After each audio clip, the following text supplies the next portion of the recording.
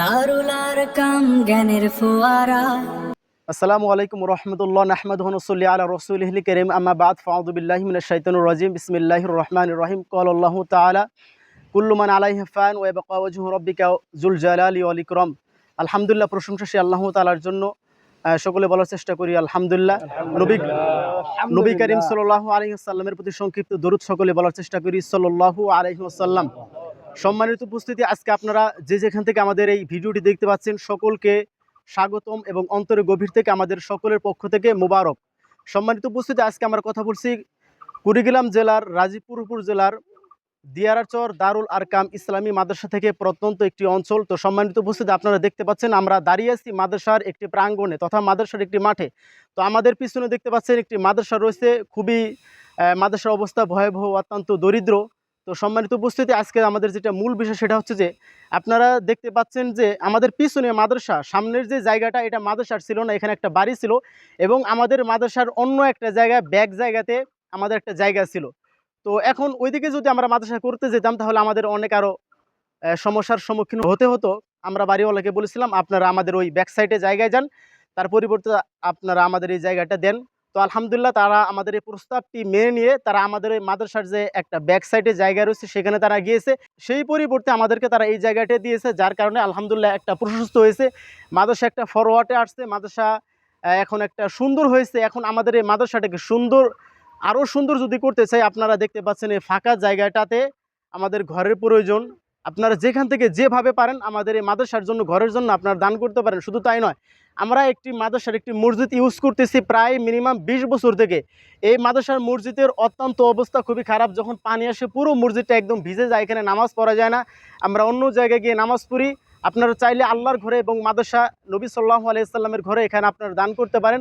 আপনাদেরকে আকুল আবেদন, আপনারা যে যেখান থেকে আমাদের এই ভিডিওটা দেখেন না কেন, আপনারা আল্লাহ এবং তোর রসুলের রাস্তা দান করবেন। শুধু ভিডিওতে দেওয়া স্ক্রিনে ব্যাংক অ্যাকাউন্ট নাম্বার মাদ্রাসার দেওয়া রয়েছে, আপনারা ব্যাংক অ্যাকাউন্ট নাম্বারে আপনারা টাকা পাঠিয়ে দিতে পারেন এবং নগদ বিকাশ অ্যাকাউন্ট নাম্বার দেওয়া রয়েছে, সেখানে আপনারা টাকা পাঠিয়ে আমাদেরকে আর্থিক সহযোগিতা আপনারা করতে পারেন ইনশাআল্লাহ।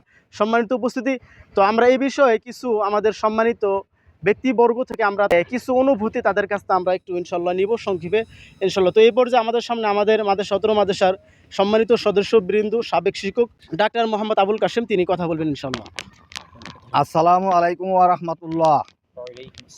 প্রিয় দেশবাসী, আপনাদের কাছে আন্তরিক শুভেচ্ছা ও সালাম জানাচ্ছি, আসসালামু আলাইকুম, এবং আল্লাহর প্রতি শুকরিয়া জ্ঞাপন করি আলহামদুলিল্লাহ। এই গ্রাম অঞ্চলে হাঁটি হাঁটি পা পা করে প্লাস্টিক কাগজ বিছিয়ে এই মাদ্রাসাটা আমরা শুরু করি।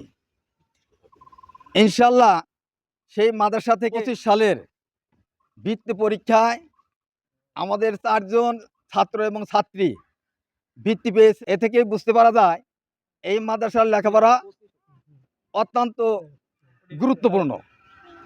প্রিয় এলাকাবাসী, যেহেতু একটা দ্বীনি শিক্ষা প্রতিষ্ঠান, এখানে ওয়াল না থাকার কারণে মসজিদের মাদ্রাসার টিনগুলো ভাঙ্গা, ঝরঝর করে পানি পড়ে, ছাত্র ছাত্রীদের বেড ভিজে যায়, তারপরেও তারা এই মাদ্রাসা থেকে ত্যাগ করেন না একমাত্র ভালো লেখাপড়া করার জন্য।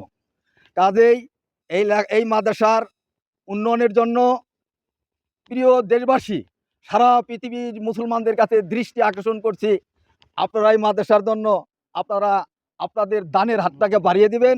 এ বলে আমার কথা শেষ করছি। আসসালামু আলাইকুম ওয়া রাহমাতুল্লাহ। মাশাআল্লাহ, তার কাছ থেকে আমরা অনুভূতি জানলাম। আমাদের আরেকজন সম্মানিত মেহমান, তিনি অবশ্য আমাদের এই প্রতিষ্ঠান নিয়ে একটু অনুভূতি তার প্রকাশ করবেন।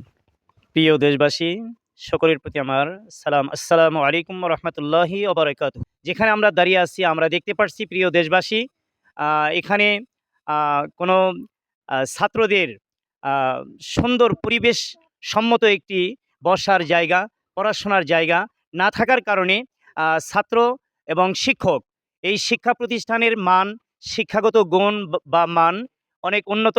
4 জন বৃত্তি পেয়েছিলেন এবং এখনও যারা শিক্ষক রয়েছে তারা মাহের দক্ষ।